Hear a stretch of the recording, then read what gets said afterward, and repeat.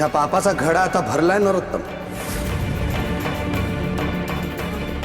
कशा कशासाठी तुझ्या मुसक्या आवळून तुला दरबारात नेत असू याची उजळणी कर आता मनात. आणि इथे नाही हा,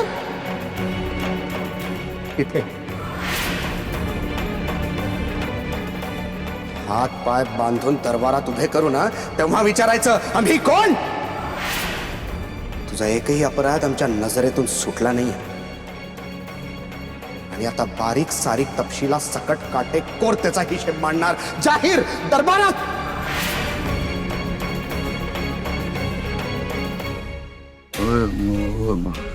मी काय म्हणतो, यातनं काही मार्ग निघू शकेल का? मी सावकार आहे.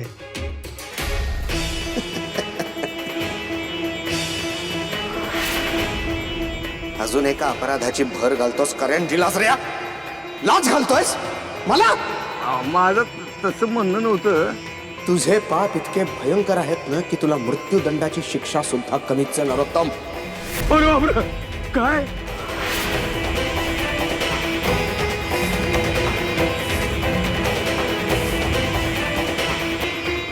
नाही नाही नाही, दया दया करा, दया करा. दया तर मी तुझ्यावर दाखवणार नाही. पण ठीक आहे, सवलतीचा एक मार्ग आहे. काय काय? सवलतीचा मार्ग असा की या सगळ्यांसमोर